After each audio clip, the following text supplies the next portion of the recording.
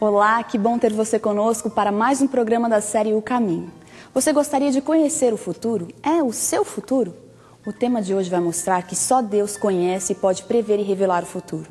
Hoje, juntos, nós vamos estudar uma profecia escrita 600 anos antes de Cristo, que já dizia o dia, a hora, o mês e o ano em que Jesus haveria de morrer.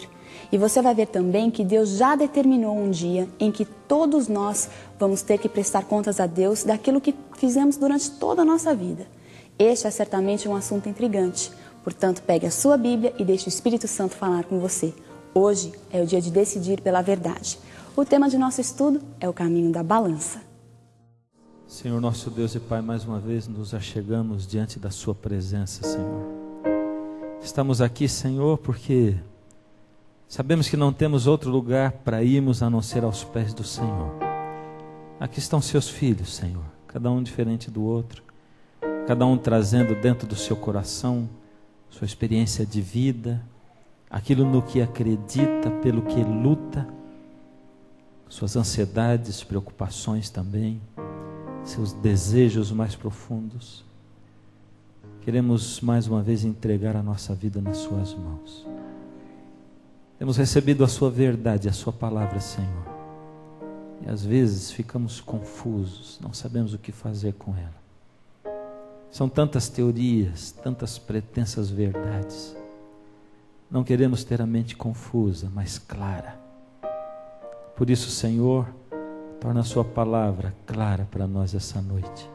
Toma-nos nas Suas mãos e que saiamos daqui, Senhor, nos sentindo melhores, mais leves, alegres, em nome de Jesus. Amém. Boa noite a todos. Prazer estar aqui mais uma vez, não é? Chegamos agora à lição de número 13. Nós passamos da metade do nosso curso, não é? Quero dar as boas-vindas a vocês mais uma vez por estarem aqui. Quero dar as boas-vindas a você que nos assiste pela televisão, na sua igreja, você que nos ouve pela Rádio Novo Tempo. Você é o nosso convidado especial e nós queremos que você se sinta parte dessa bonita classe de estudo da Bíblia. Eu espero que você esteja sentindo no decorrer desses dias a mesma coisa que eu estou sentindo. Conforme a gente vai estudando assim, vai se aprofundando e vai conhecendo assim as coisas de Deus, meu coração vai se animando e se alegrando cada vez mais e eu vou ficando assim. Muita coisa aqui, a maioria eu conheço, não é? Mas a gente vai relembrando e vai descobrindo outras coisas novas e tal. E no último programa eu me animei, viu? Passei do tempo até, não é? Mas a palavra de Deus é assim mesmo, né? Ela enche a nossa alma, o nosso ser. Hoje eu quero convidar vocês para conhecerem uma profecia maravilhosa. Eu não sei, tem alguém aqui que nunca estudou uma profecia da Bíblia? Levanta a mão, quero ver. Nunca estudou uma profecia bíblica? Muito bem. Vocês vão ver uma diferença básica entre essa profecia bíblica e qualquer outra profecia que pode haver. Muitos falam em Nostradamus e tal, mas você pode pegar qualquer profecia de Nostradamus e ele é sempre muito genérico. Ele fala assim uma coisa que você pode aplicar centenas de coisas dentro daquilo, né? Agora a Bíblia não, ela é específica, muito específica, detalhista e não tem como você fugir da aplicação de uma profecia bíblica. E essa profecia, mais do que específica, mais do que verdadeira, ela é uma profecia muito especial, porque ela fala do tempo do fim. Em que época nós estamos vivendo? Em que época nós estamos vivendo? No tempo do fim. Tem certeza disso? Por que você tem certeza? Porque eu falei isso? Não é porque eu falei isso? Vocês não estão dando crédito ao que eu falo? Não, mas foi eu que falei para você, não acredita no que eu falo, não foi? Você está cumprindo exatamente o que eu falei. É porque a Bíblia fala isso, que nós vivemos no tempo do fim, e nós vamos ver isso de novo hoje, ao estudarmos essa profecia. A profecia mesmo, a palavra de Deus, a Bíblia vai dizer, essa profecia é do tempo do fim, e assim por diante. Vamos só dar uma relembradinha no que nós fomos ontem, porque sabe, eu tenho ficado arrepiado de ver como Deus vai conduzindo e nós vamos pegando assim o fio da meada, como nós falamos, né? E a coisa vai assim se estendendo e vem do Antigo Testamento e atravessa e vai para o Novo Testamento e passa pelos nossos dias e como vai. Nós estamos falando do Evangelho de Deus e falamos do Evangelho do Antigo Testamento e vamos ver se vocês vão esquecer que ontem eu perguntei, o povo ficou quieto, né? Qual era o Evangelho do Antigo Testamento? Que maravilha, olha só, o Cordeiro, isso mesmo, o Evangelho do Antigo Testamento era o Cordeiro, e o Cordeiro representava quem? A Jesus. Como as pessoas eram salvas no Antigo Testamento? Pela graça. Hoje nós somos salvos como? Pela graça. Nós citamos textos falando de Abraão, de Noé, de Davi, que foram salvos pela graça, e todos eram salvos pela graça, e nós também hoje. E eu contei para vocês uma história bonita, de como Deus foi preservando o seu evangelho, desde Adão, Caim e Abel, e depois com José, e depois o povo no Egito, e depois lá no deserto, e Deus deu o santuário e falou, agora eu vou preservar o meu evangelho, a maneira como as pessoas podem saber como elas podem ser salvas, eu vou preservar. E Moisés, você vai fazer para mim um santuário, e ali nesse santuário eu vou morar no meio do povo. Tinha uma diferença básica, linda, maravilhosa entre o santuário de Israel e a igreja. Você não pode comparar a igreja hoje com o santuário de Israel em muitos aspectos. Deus diz, faça um santuário para que eu possa habitar no meio do povo. E aquele santuário, ele servia para separar a glória da presença de Deus do povo. Porque a glória da presença de Deus era tão grande, tão ofuscante, tão maravilhosa, que se qualquer ser humano, a não ser o sumo sacerdote, uma vez por ano comparecesse ali, ouvisse a glória de Deus, seria morto, fulminado. E o sumo sacerdote se preparava muito para aquele dia. Então o santuário escondia a glória da presença de Deus, para que Deus pudesse estar no meio do povo e não matasse o povo com a sua glória. E a igreja não. A igreja é o contrário. Quando Jesus morreu na cruz, o véu do templo se rasgou de alto a baixo, e Deus estava dizendo, agora Jesus não vai ser mais o cordeiro, porque o cordeiro que era morto encontrou o seu tipo, agora ele está aqui. Agora está aqui Jesus, o Cordeiro de Deus, que tira o pecado do mundo. Não precisa mais de cordeiros, agora é Jesus, você está salvo. E agora a gente não tem a igreja para separar a presença de Deus das pessoas. Pelo contrário, a gente vem à igreja, chama a igreja de casa de Deus. E a gente vem aqui para estar diante da glória do Senhor Jesus e do Senhor Deus. Essa diferença básica entre o santuário e entre a igreja hoje é assim. Agora veja só, aquela cerimônia toda, durante todo o ano, o sacerdote comparecia no lugar santo, lembra? O estudo de hoje, ele é muito baseado no de ontem, o de anteontem, dos dias anteriores. Talvez você possa até boiar um pouquinho, mas a partir de amanhã, eles dependem menos dos estudos anteriores, tá bom?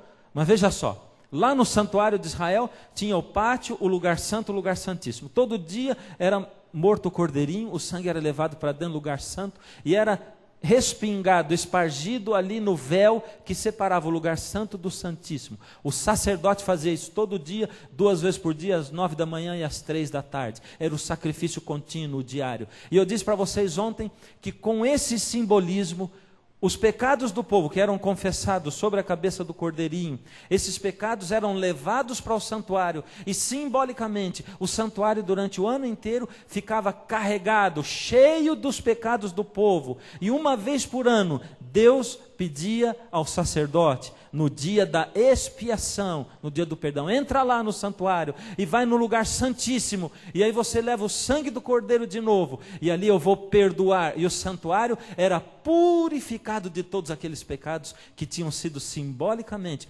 acumulados no santuário durante todo o tempo. Só quem podia chegar lá na presença de Deus, no lugar santíssimo? O sumo sacerdote, o principal de todos. Quantas vezes no ano? Uma vez por ano. Mas quando Jesus morreu na cruz e o véu do santuário se rasgou de alto a baixo, Jesus deixou de ser o Cordeiro. E agora, o que Jesus se tornou mesmo? Ele se tornou o sumo sacerdote? É isso? Por quê? De qual santuário? Então vamos lá. Como era chamado o dia da purificação do santuário? Dia da expiação. Levítico 16:16. Assim fará expiação pelo santuário por causa das impurezas dos filhos de Israel e das suas transgressões e de todos os seus pecados. Fará expiação. O dia da expiação era o dia da purificação. Purificar significa perdoar. O dia da expiação era o dia do perdão, o dia do juízo. Para onde foi Jesus quando subiu ao céu? Para onde? Ora, o essencial, Hebreus 8, 1 e 2, o essencial que temos dito é que temos um sumo sacerdote que se assentou à direita do trono do Pai nos céus, como ministro do santuário e do verdadeiro tabernáculo que o Senhor erigiu, construiu, e não o homem. Olha quantas coisas revela esse texto. Aqui está dizendo para nós que existe um santuário, o verdadeiro tabernáculo que Deus construiu e que está onde? No céu. Nos céus. E que quem é o sumo sacerdote? Jesus. Ou seja, Jesus morreu e ele deixou de ser o cordeiro para ser o sumo sacerdote. O que aconteceu? Como o sumo sacerdote fazia, levava o sangue do cordeiro, agora Jesus pega o seu sangue e não o sangue do cordeiro, porque ele morreu por você e por mim, e ele leva diante do Pai, lá no céu, e ele, diante do Pai, ele diz: aqui está o sangue, o preço do pecado foi pago, e eu estou intercedendo pelos meus filhos. E quem são os filhos dele mesmo? Quem? Mais do que nós. Isso, eu. Mas como você sabe que você é o filho dele? João 3,16 resume isso. Porque Deus amou o mundo de tal maneira que deu o seu Filho unigênito, para que quem não pereça, mas tenha vida eterna. Todo aquele que nele crê. Coisa difícil acreditar em Jesus hoje em dia, não é? Coisa difícil, e é difícil mesmo. Sabe por que o mundo está aí para questionar se Deus é o Criador ou não? O mundo está aí para questionar se a Bíblia é verdadeira ou não. E hoje eu não quero apresentar prova científica, eu não quero falar de ciência e religião, eu não quero falar de nada disso. E peraí, vai ter só um slidezinho falando disso. Mas eu quero falar para você de profecia. E dar para você uma certeza de que a Bíblia é mesmo o livro de Deus. E mais, de que Jesus é Deus. E de que já estava previsto antes de o mundo ser criado, que Jesus, o Deus, se tornaria homem, Jesus, e que morreria por nós. Está nessa profecia de hoje. Olha que coisa maravilhosa. Agora veja só, para onde Jesus foi quando subiu ao céu? Esse é um outro texto, que existem vários, né? Hebreus 9, 24, porque Cristo não entrou em santuário feito por mãos, figura do verdadeiro. O santuário feito por mãos era a figura de qual? Do verdadeiro, porém no mesmo céu, para comparecer agora por nós diante de Deus. É o que a Bíblia diz. A Bíblia diz: olha, aquele santuário que tinha aqui na terra, tem um igualzinho no céu, e lá em cima quem é o cordeiro é Cristo, e lá em cima quem é o sumo sacerdote é Cristo também. Ele é aquele que morreu por você e que intercede por você. Esse é Jesus. Será que o santuário do céu também precisa ser purificado? E agora? Tem o dia da purificação lá no santuário do céu? O que é que você me fala? Sim ou não? Então vamos lá.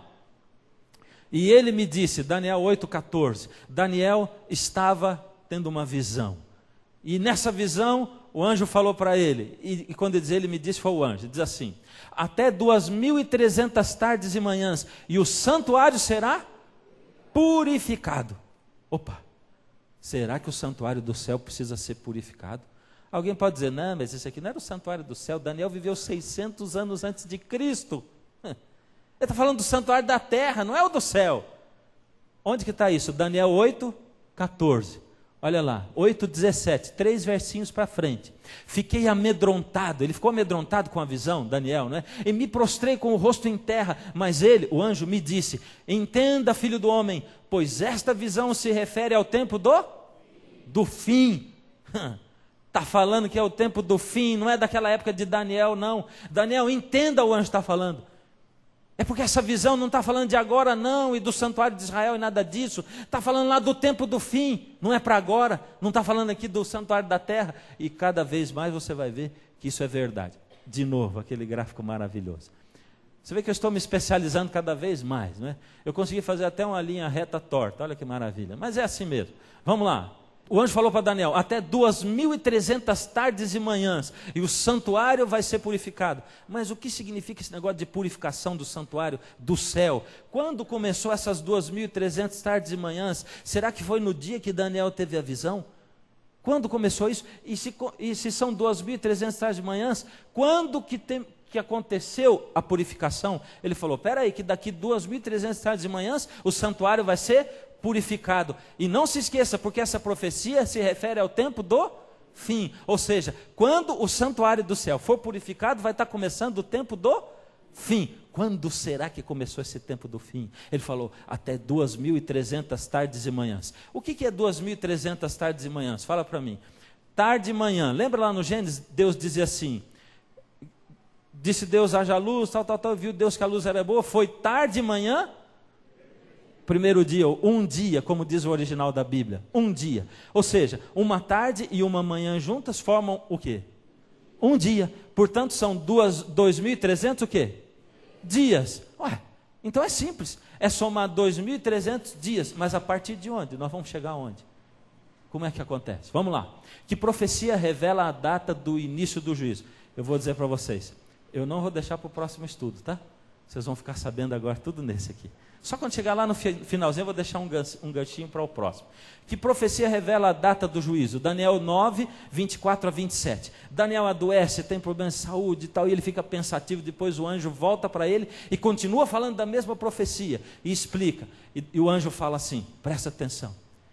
70 semanas estão determinadas. Esse determinadas em hebraico quer dizer separadas. Das 2.300 tardes e manhãs, Deus separou quantas? 70. Por quê? Ele queria pormenorizar, ele queria dar mais detalhes, ele queria explicar direitinho, bem explicadinho, para a gente não perder nada. 70 semanas estão separadas sobre o teu povo e sobre a tua santa cidade.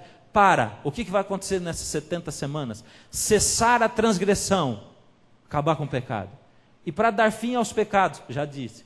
E para expiar a iniquidade, perdoar o pecado, expiar, dar fim, trazer justiça eterna e selar a visão e a profecia para ungir o Santíssimo. Uxi, quanta coisa. Isso é palavra de profecia. Vamos lá para frente. Voltou o meu gráfico. Cessar a transgressão, expiar a iniquidade, trazer justiça eterna, ungir o Santíssimo. Quem será que é esse o Santíssimo? Quem será que é ele?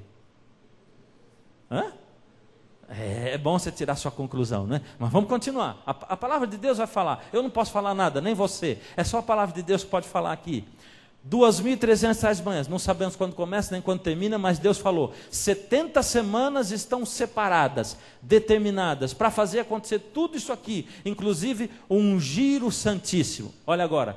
Que profecia revela? Vamos lá. Sabe e entende. Desde a saída da ordem para restaurar Jerusalém e para reedificar Jerusalém. Quando que ia começar então aquele período de 2.300 tardes de manhãs? Na saída da ordem para restaurar e reedificar Jerusalém. Até o Messias, o príncipe. Quem é o Messias, o príncipe? Opa! Então aí está dizendo que desde a saída da ordem e vai chegar lá no Messias, no príncipe, haverá, complicou mais, 7 semanas, 62 semanas, as ruas e o muro, e os muros se reedificarão, mas em tempos angustiosos. 62, 7 semanas, mais 62 dá quanto? 60 aí? Tão bom de conta. Ficou faltando quantas semanas? Para completar 70? Uma.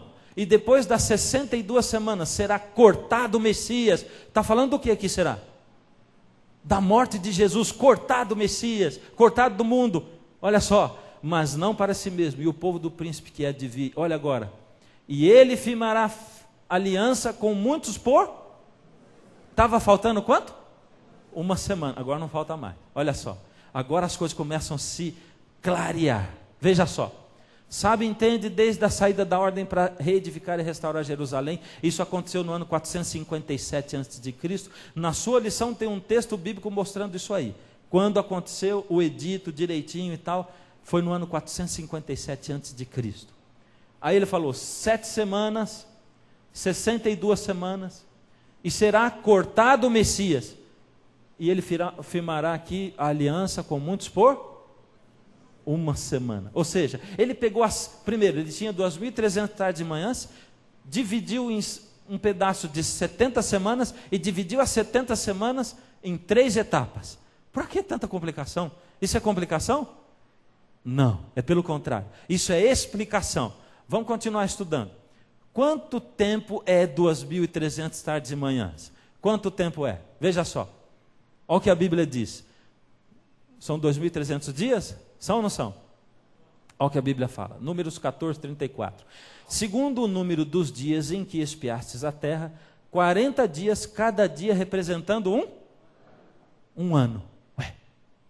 Então, se são 2.300 dias e cada dia representa um ano, são 2.300? Será que isso está certo assim? Vamos ver mais um texto. Porque um só não dá para basear uma coisa tão importante assim. Ezequiel 4, de 4 a 7. Porque eu te dei anos segundo o número de dias. Cada dia te dei por um. Isso aqui, queridos, eu não estou falando de doutrina de igreja adventista, nada disso. Qualquer teólogo de qualquer religião aceita que quando você está estudando profecia de Daniel e de Apocalipse, um dia equivale a um ano. E não precisa ser só teólogo. Você já ouviu falar de um camarada chamado Isaac Newton? E esse é o slide que eu falei que era sobre ciência. Só esse, tá bom? Me perdoem, mas não dá para deixar de falar disso, não é? Isaac Newton, pelo contrário do que muitos pensam, ele foi menos cientista do que teólogo, porque ele escreveu muito mais livros sobre teologia do que sobre ciência. E Isaac Newton declara nesse livro, Daniel e Apocalipse, Isaac Newton, em 1773, na página 22, nas profecias de Daniel, um dia equivale a um ano. Vamos voltar ao nosso gráfico. 2.300 anos o tempo total. E se cada dia equivale a um ano, você contando 457 antes de Cristo, você vai chegar no 1844 da nossa era. E aqui dizia que o santuário seria purificado em 1844. Qual santuário? O do céu. E quem é o nosso sumo sacerdote lá?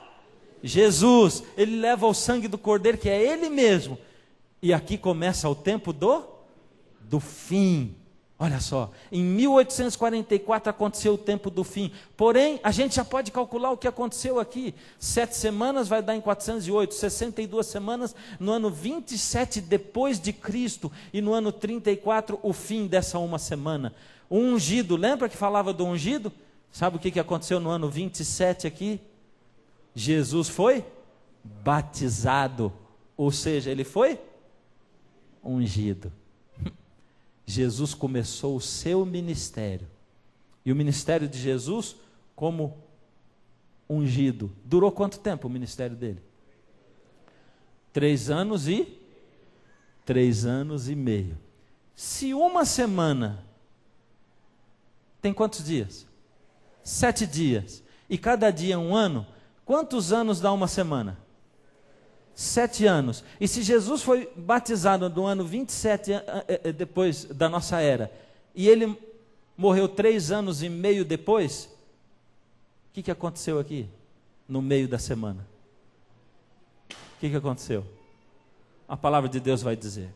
Daniel 9, 24 a 27. E na metade da semana fará cessar o sacrifício e a oblação. Lembra do que nós falamos aquele texto? E o Senhor Jesus expirou e entregou seu espírito, e o véu do santuário se rasgou de alto a baixo, dizendo que agora cessou o sacrifício. Não precisa mais de sacrifício de cordeiro, porque o ungido foi morto na metade da semana, como diz a profecia. Será que você tem dúvida de que Jesus é Deus e de que Jesus se tornou um homem aqui nessa terra? Será que você tem dúvida de que a Bíblia é a palavra de Deus e de que a Bíblia previu tudo isso aí, Deus colocou, e de que Deus manteve a sua palavra até hoje, pura do jeito que ela é, como nós a temos? Será que alguém pode ter dúvida disso? Aqui está. Agora veja, vamos continuar. De novo, vem o gráfico. Só colocando aquela cruz ali no meio, não é? Jesus foi morto no ano 31 da nossa era, exatamente no meio da semana. Sabe o que aconteceu aqui no ano 34? Estevão foi apedrejado.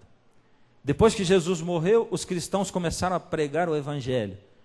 E o primeiro cristão que foi morto, que se tornou mártir, foi Estevão. Você se lembra que Deus foi deixando o seu evangelho para os filhos de Abraão cuidarem, como eu falei ontem? E ele foi colocando o evangelho nas mãos desses filhos. Lembra? O povo judeu. Esse era o tempo que o povo judeu tinha até aí para ser o povo escolhido de Deus. A partir daí, quem é o povo escolhido de Deus? Quem é? Quem é? Todo aquele que nele, e aí eu posso dizer, ao invés de nós nada, sou eu. Eu sou um portador do Evangelho de Cristo. Eu sou um guardador, eu sou um pregador do Evangelho de Cristo. Eu vou dizer para vocês, querido, eu desde menino ocupo os bancos de igreja assim. E ouço a palavra de Deus. E desde pequeno Deus tem impressionado a minha mente e tem me dito assim, você tem que falar. Você tem que falar. Eu tenho colocado isso na minha vida. Uma responsabilidade assim da qual eu não consigo fugir. Mas ao invés disso ser um fardo para mim, uma voz que fica assim, não vai para lá, vem, você tem que falar, volta para cá. E eu vou para lá, vem para cá. Não é assim não. Aí Deus diz, você tem que falar. Você vai ter o privilégio de ser usado por mim, se você quiser. Mas isso ele não disse para mim não. Ele está dizendo para você. Não foi só para mim. Para nós todos. Você pode ter o privilégio de ser um instrumento nas mãos de Deus para ser um portador do Evangelho da salvação. É isso. Jesus está chamando a você também. Ele me chamou a mim, está chamando a você também. E você vai ouvir isso sempre na sua cabeça. E você vai sentir um prazer tão grande. Eu vou dizer para você, eu tenho que fazer uma confissão hoje. Porque desde o ano passado, em outubro, quando nós começamos a planejar isso aqui, nós começamos a orar por cada um de vocês que está aqui dentro hoje. A gente não sabia quem era. Nossa igreja aqui começou a orar por você e nós começamos a trabalhar e pedir orientação de Deus e tal. E o pastor Marcelo, que é o pastor dessa igreja, e a liderança da igreja, e começamos a trabalhar e tal. A gente não sabia quantos viriam, não sabia se viriam, a gente não sabia nada. Mas Deus chegou até você, de alguma maneira, e trouxe você para cá. E você veio para cá tranquilo. E de repente você começa a ouvir a palavra de Deus e começa a tirar dela coisas que você nunca tinha visto. Porque hoje, queridos, em geral, as pessoas colocam a Bíblia, eu já disse, como um amuleto da sorte. Fica lá aberta em cima de um móvel para abençoar a casa. A Bíblia não vai abençoar a sua casa se ela não for aberta e lida. Não vai, se ela não for estudada. A Bíblia não pode abençoar uma igreja que não estuda a Bíblia e que só fica pregando assim, Jesus salva, Jesus salva, Jesus. É lógico, Jesus salva. Essa é a mensagem, esse é o Evangelho, mas nós temos que conhecer. E a palavra de Deus diz, o meu povo perece por falta de conhecimento e de conhecimento da palavra de Deus. E outro dia eu fui pregar numa igreja evangélica, com irmã nossa, porque os evangélicos são irmãos nossos. E na saída, a esposa do pastor falou assim, pastor, hoje eu ouvi uma pregação sua, que coisa maravilhosa, uma pregação fundamentada na palavra, ao estilo dos antigos, e ela disse o nome da igreja dela, ao estilo dos antigos, e disse o nome.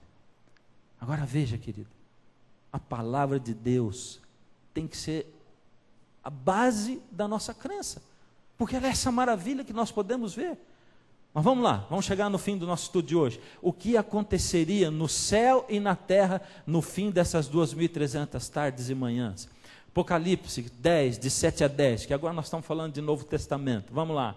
E a voz que do céu eu tinha ouvido, tornou a falar comigo e disse, vai e toma o livrinho aberto da mão do anjo que está em pé sobre o mar e sobre a terra. João ouviu uma voz, e a voz diz, agora tem um anjo lá, sobre o mar e sobre a terra, ele está em pé, ele tem um livrinho na mão, vai lá e pega esse livrinho da mão dele. O que é esse livrinho?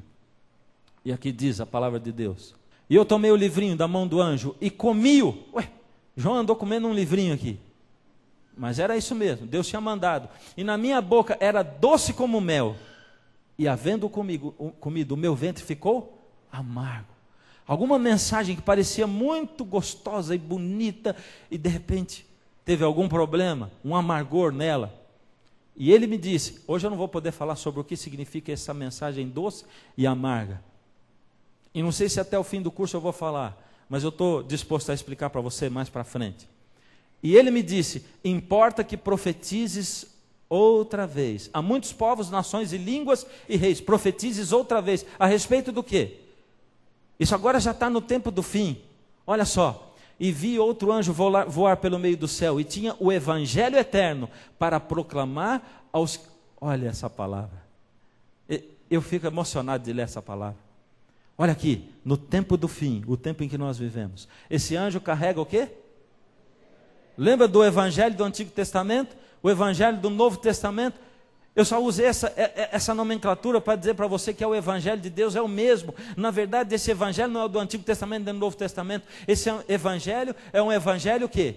Eterno. E se ele é eterno, ele sempre existiu no passado e ele vai existir sempre até o futuro. Olha só, para o proclamar aos que habitam sobre a terra. Qual é esse evangelho eterno? E toda nação, tribo, língua e povo, dizendo com grande voz, olha o evangelho: temei a Deus e dai-lhe glória. Confie em Deus e glorifique o nome de Deus, porque é vinda a hora do seu juízo.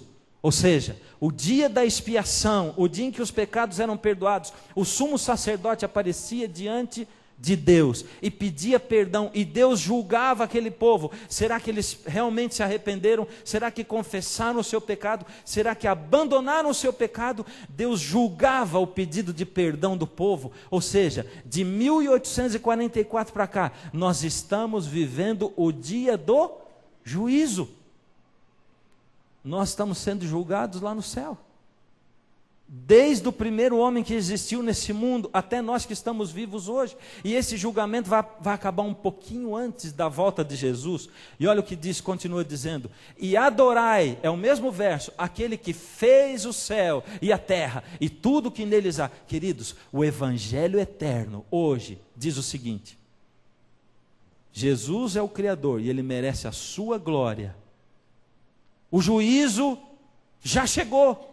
Vinda é a hora do juízo. Você está sendo julgado, filho, agora, por Deus, lá no céu. Porque Jesus está lá no santuário, dentro do lugar santíssimo, apresentando o sangue dele diante de Deus. Você está sendo julgado agora.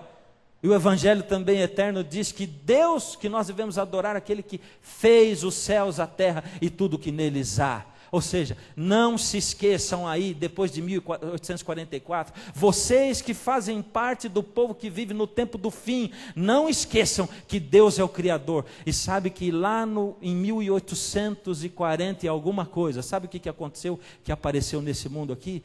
Darwin lançou a sua teoria a respeito do quê? Do evolucionismo. Deus estava dizendo que em 1844 o evangelho eterno ia ser pregado, e o evangelho eterno diria que o juízo tinha começado, e diria que Deus é quem fez os céus e a terra. Por isso, como Satanás, que conhece a Bíblia, ele sabia que o evangelho, a hora do juízo, e que Deus como Criador ia ser exaltado, Satanás colocou o Darwin aqui para falar para todo mundo que o homem não foi criado por Deus coisa nenhuma. Dá para você entender como é que as coisas se encaixam assim? Como é que Deus fala? O evangelho eterno hoje diz assim: adorai aquele que fez os céus, a terra e tudo o que neles há. O que aconteceria no céu e na terra no fim desses 2.300 anos?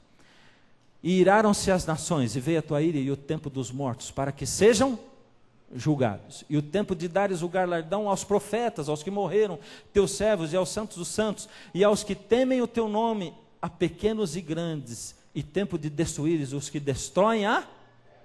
Esse aqui está falando do nosso tempo hoje, não é? Será que o homem está destruindo a terra hoje? Está destruindo a terra. Chegou o tempo. A palavra de Deus diz: chegou o tempo de você anunciar que Deus vai chegar e vai acabar com aqueles que destroem a terra. A mensagem era doce e amarga, mensagem de profecia, o evangelho eterno, o juízo, Deus é o Criador, e o julgamento chegou. E vamos voltar aqui. A partir de 1844, começou o julgamento de Deus. Esse é o evangelho eterno. Qual é o papel de Jesus no julgamento agora? Ele é o quê? Vamos lembrar? Agora vamos engatar para o final do programa? Então vamos lá. Qual é o papel de Jesus? Jesus é o que lá no santuário agora?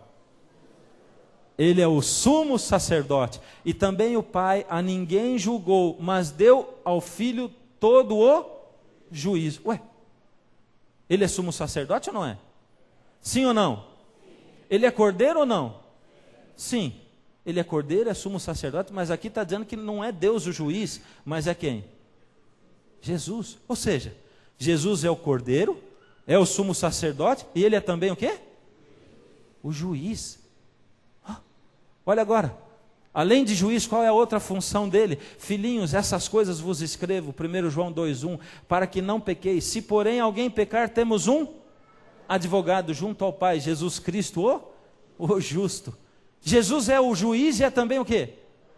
Eu aprendi com um amigo agora há pouco, ele diz assim, a gente tem que lembrar o seguinte, um advogado nem sempre é juiz, mas todo juiz é o quê? É advogado. E se Jesus é o juiz, ele é o advogado também.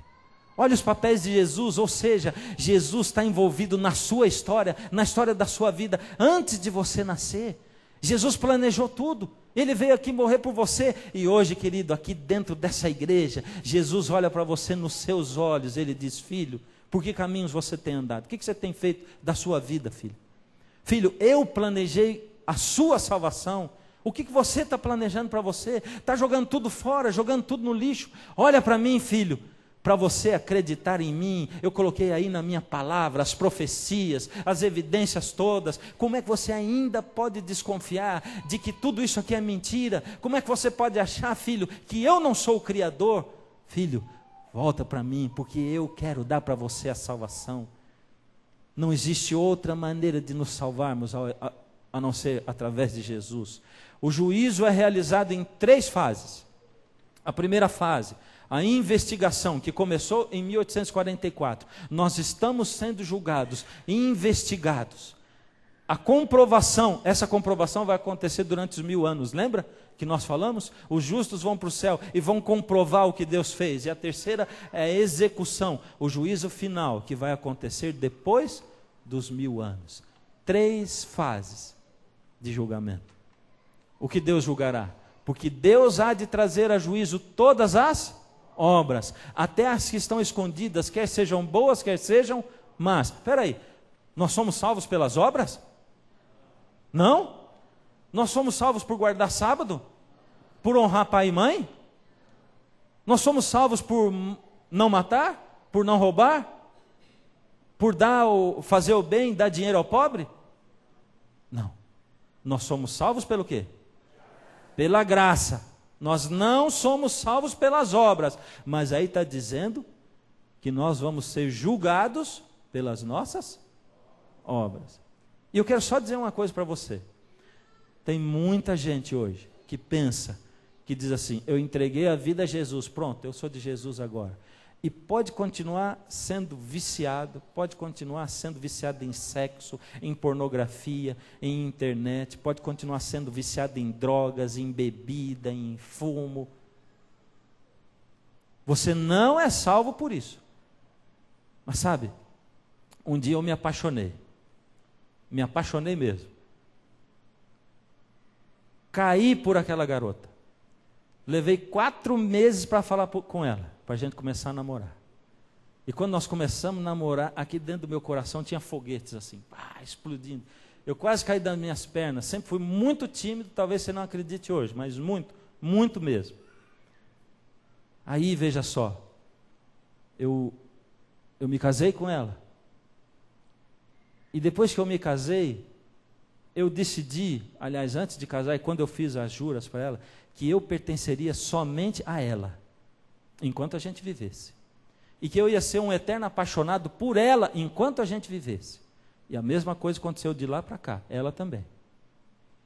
Agora veja, você acha que ela acreditaria em mim, se eu continuasse paquerando outras, se eu fosse atrás de outras, se eu desse mais atenção a outras do que a ela? Porque quando a gente ama e se entrega a alguém, a vida da gente muda. E a gente passa a pertencer por livre e espontânea vontade àquela outra pessoa. E como é que você quer vir para Jesus e dizer, Senhor, eu sou teu, mas eu não vou largar aqui da minha bebida, nem da minha cachaça, nem do meu charuto, do meu cigarro, não vou largar da minha pornografia, nem das mulheres que eu tenho aí, não.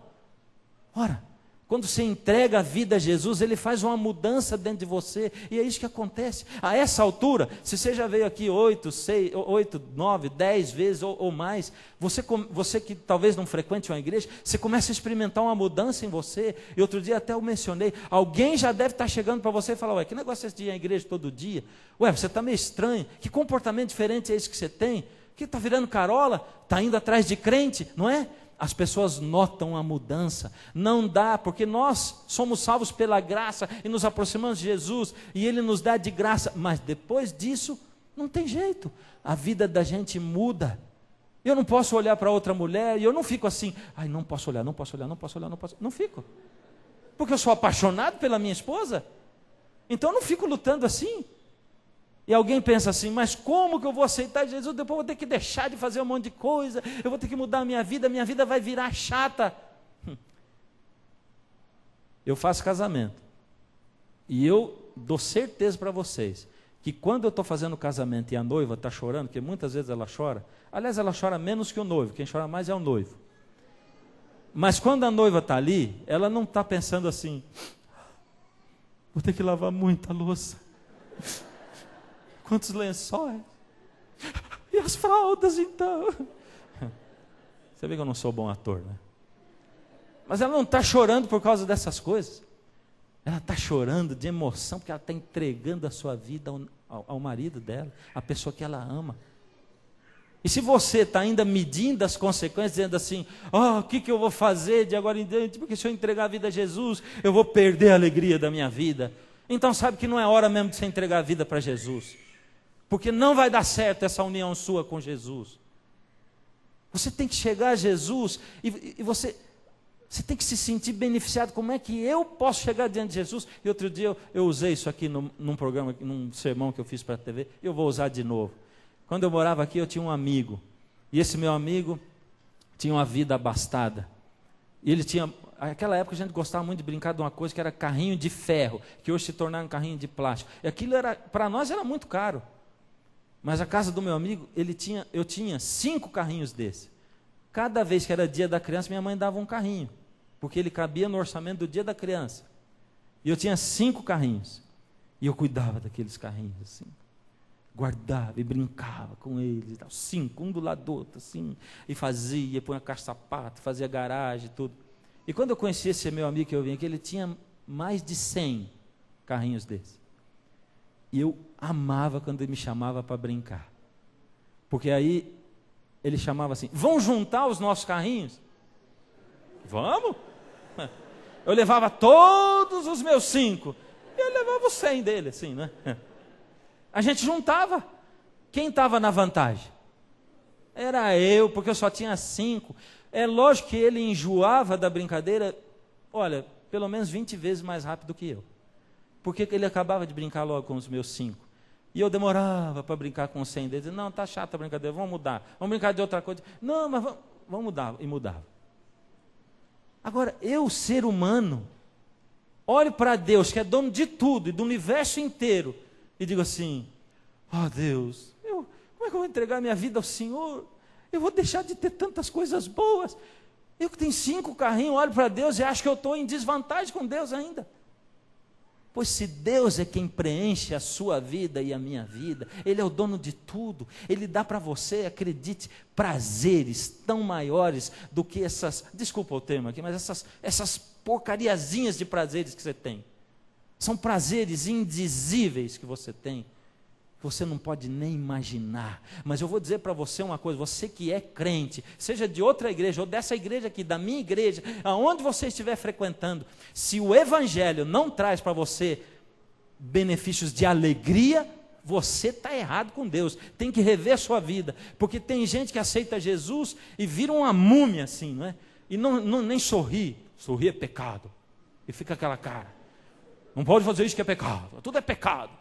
Mas aí fica triste, fica aquela coisa assim, e o marido olha para a esposa, depois que ela veio para a igreja, e diz: essa mulher aí, nossa, ela ficou enjoada, ela não tem tempo para mim, ela não é carinhosa mais comigo. Essa mulher depois foi para a igreja, foi pior. Quando Jesus entra para a sua vida, é o contrário, a coisa tem que melhorar. O teu marido, a tua esposa tem que olhar para você e dizer assim: que aconteceu com o meu marido? Porque depois que ele foi para essa igreja, ele tem mais tempo para mim e para os nossos filhos. Depois que ele foi para essa igreja, ele demonstra mais amor e mais atenção a nós. Depois que ele foi a essa igreja, ele é mais carinhoso, ele pensa em nós, ele é mais inteligente, ele é mais suave. Que coisa maravilhosa. Eu quero saber o que acontece nessa igreja que ele está indo. Porque o evangelho tem que fazer bem para você e não mal. Ele tem que construir a sua vida. Jesus quer que você seja, sim, feliz na eternidade, mas Ele quer que você seja feliz aqui, porque se você não for feliz aqui, as pessoas que olham para você e para mim, vão dizer, eu não quero ser dessa igreja, porque depois que foi para lá, não dá mais atenção para a família, não sai da tal da igreja, não faz outra coisa, eu não quero ser, olha que família, acabou com a família essa igreja. E queridos, você sabe, e eu repito essa frase direto na TV, se você assiste, você que assiste a Novo Tempo, de cada 100 pessoas, uma vai ler a Bíblia, 99 vão ler a sua vida e a minha. E você e eu somos a Bíblia que o mundo está lendo. Nós somos a Bíblia. Que o mundo, que a nossa família, que o nosso esposo, a nossa esposa, os nossos filhos estão lendo. E se essa Bíblia não for verdadeira, as pessoas vão olhar para você e vão dizer assim, isso que ele acredita é balela, porque não mudou nem a vida dele. Como é que vai mudar a minha? Esse é o evangelho da salvação. Essa é a palavra de Deus com toda a sua profundidade. Essa é a palavra de Deus com todo o poder que ela tem de passar aí por você. Quem sabe você veio a primeira vez nessa igreja hoje, eu estava vindo há 3 vezes, não interessa. Em cada noite que você comparece diante da presença de Deus, porque você se colocou aqui na casa dele, e eu tenho dito, não tem lugar melhor para você ir, porque aqui você fica assim, vulnerável à presença de Deus, e você sabe, Deus entra através de você, e Ele vai no fundo da sua alma, e Ele sonda as suas maiores necessidades, e a cada noite, pode ser o sermão sobre uma profecia complicada dessa, mas Deus vai lá e toca a sua vida, e você diz assim, meu Deus, eu vim no dia certo, porque é para mim. Mas não se engane, se você voltar amanhã, vai ser o dia certo também, porque vai ser para você. E Deus vai pegar tudo e vai traduzir para você, para a sua vida, para a sua necessidade. Porque é assim. Deus está dizendo, filho, essa vida é cheia de tristezas. Essa vida, você vai ter medo, temores de ser enganado, de tudo. Você vai passar aflição, sofrimento. É assim. Algumas vezes você vai pensar, filho, que os sonhos que você tem assim, foram todos perdidos, porque você não conseguiu nada do que você sonhou. Mas filho, eu vou dizer para você um negócio, se você está sobrecarregado, venha a mim, porque eu vou libertar você, é isso. E só em mim você vai achar descanso, só em mim você vai achar paz, só em mim você vai achar vida eterna. Se por acaso você está olhando para a casa do seu vizinho, que é crente e que tem uma vida ruim, saiba que ele não encontrou Jesus de verdade, não encontrou. Porque quem se encontra com Jesus tem a vida transformada. É assim. E de novo, para de pensar em dinheiro, em emprego, em saúde, em ausência de doença. Para, isso é coisa material. Jesus não está dizendo, venha a mim todos que estáis endividados e eu vos desendividarei, não é. Ele está dizendo, você está sobrecarregado, filho, tem problema. Tua vida está cheia de tristeza, de aflição, vem aqui. E eu vou arrancar de você o seu fardo. É isso. Eu não peço nada assim que não seja possível para você. Eu dou a você a capacidade. Eu dou. Mas saiba que, filho, eu estou interessado nas suas obras, sim. Naquilo que você faz da sua vida. Porque você tem que pertencer a mim. Hoje eu tenho um convite para você. Os arautos vão cantar a última música. Você tem de novo dentro do seu envelope o seu compromisso. Está aí dentro do seu envelope. Pega o seu compromisso aí. A sua decisão com Deus. E hoje, queridos, eu vou pedir para você preencher o seu compromisso com Deus. E você vai... Eu vou fazer um convite para você que ainda não entregou o coração a Jesus publicamente. Você que já veio, hoje não precisa vir. Você que já entregou a vida a Jesus, não precisa vir hoje. Mas se for assim, se Deus estiver falando tão forte, você diz, mas pastor não diz para não ir, mas Deus está falando comigo, então venha. Mas Jesus vai dizer, filho, venha a mim, vem, e eu vou trazer você, eu vou tirar a carga de cima de você, vem. E aí Jesus vai andar por esses bancos aí, através do seu Espírito, ele vai falar no seu coração, convidando você para vir. E você vai sair daí, vem. E você pode pensar até assim, como é que eu vou na frente de uma tela, para o seu caso que está dentro da igreja? Não tem problema, o seu pastor, o seu ancião que está aí junto com você, vai para a frente da tela também. E ele vai ficar esperando, como eu vou ficar aqui esperando. E você vai. Talvez você diga, mas é o primeiro dia, eu não vou ter coragem de ir. Vai ter coragem sim, porque você fechar os olhos, você vai ver que quando você está pensando, não consigo, você já vai estar aqui na frente. Porque Jesus vai carregar você para cá. E se tiver alguém aí do seu lado sofrendo, com dificuldade de vir, você que já entregou o coração a Jesus, dá a mão para ele e diz assim, vamos lá, eu vou com você também. E você vai sentir esse alívio do qual Jesus fala, já hoje, ao sair daqui. Isso é uma promessa de Jesus. Vai sentir leve, como que um isopor andando pelas ruas. O quarteto vai cantar. Enquanto a música toca, o Espírito toca o seu coração. Não esquece de preencher a sua decisão. E vem trazer a sua decisão aqui na frente. E eu quero orar a Jesus entregando a sua decisão nas mãos do Senhor Jesus. Vem, agora é a hora, esse é o momento. Sim, eu creio na cruz do Calvário. Sim, eu sei o quanto custou. Se a fé vacilar, quero a cruz me apegar, pois ali meu Jesus me salvou.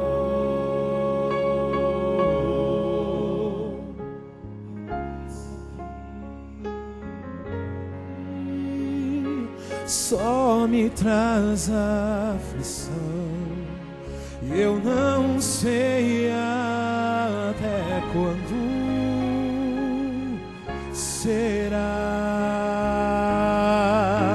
Pela fé, vida eterna e paz eu terei, quando enfim eu chegar lá no lar. Sim, eu creio em Jesus pendurado na cruz. O seu sangue é capaz de salvar. Transformou a milhares e em mim operou. Junto à cruz quero sempre estar. Sim, eu creio na cruz do Calvário. Sim, eu sei o quanto custou. Se a fé vacilar, quero a cruz me apegar, pois ali meu Jesus me salvou.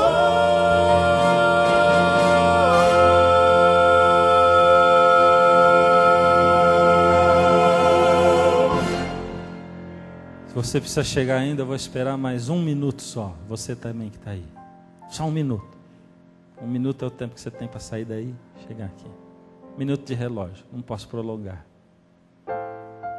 Quem sabe você está ouvindo esse programa através da rádio ou da TV, na sua casa. Jesus consegue falar com você assim, através desses aparelhos. E algumas vezes as pessoas têm dito assim: pastor, quando o senhor olhou para a TV e diz assim, é com você que eu estou falando. O senhor falou comigo, pastor. Na verdade eu não sei quem é você. Eu não estou olhando para você, eu estou olhando para uma lente aqui. Mas através dos meus olhos, Jesus é quem está olhando para você. Não sou eu que estou chamando, é Jesus quem está chamando você. Como é que você pode dizer não, na verdade? Não dá para dizer não para o Senhor Jesus. Vamos inclinar a nossa fronte, vamos orar ao Senhor. Deus amado, toma nas suas mãos, Senhor, esses seus filhinhos que chegaram até aqui à frente, Senhor. De alguma maneira, eles sentiram esse chamado do Senhor, os atraindo para o Senhor. Toma, Senhor, esses que estão nesse momento diante de telas de projeção, diante de aparelhos de televisão. Toma, Senhor, a mão desse marido e dessa esposa que nessa noite, quem sabe afastados um do outro, ensaiam na sua mente um aproximar das mãos. Abençoa essa família, esse lar, esse casal, Senhor. Toma, Senhor, nas suas mãos aqueles que desesperançados se achegaram aqui nessa noite. Aqueles que desesperançados sintonizaram um canal de TV ou de rádio e que nesse momento sentem o alívio. Que isso se opere agora neles. E ao saírem daqui, que eles sintam a leveza que o Senhor promete para quem entrega os seus fardos ao Senhor. Não deixe com que a nossa fé vacile, Senhor. Que nos aproximemos da cruz, se isso vier a querer acontecer. Nessa cruz o Senhor nos salvou. Louvamos ao Senhor por isso, porque o Senhor é o nosso Criador e o nosso mantenedor. Restaura as nossas vidas, Senhor, enquanto nos entregamos ao Senhor. Em nome de Jesus. Amém. Se você deseja estudar a Bíblia conosco e gostaria de ter aí na sua casa o curso Ouvindo a Voz de Deus para acompanhar estes estudos, escreva agora mesmo para a gente. Nosso endereço é Caixa Postal 7, CEP 12300-970, Jacareí, São Paulo. E nós vamos lhe enviar essa série de estudos totalmente de graça. Nós nos encontramos na próxima semana para crescermos juntos no conhecimento da Palavra de Deus. E lembre-se, Jesus disse: eu sou o caminho, a verdade e a vida. Ninguém vem ao Pai, senão por mim.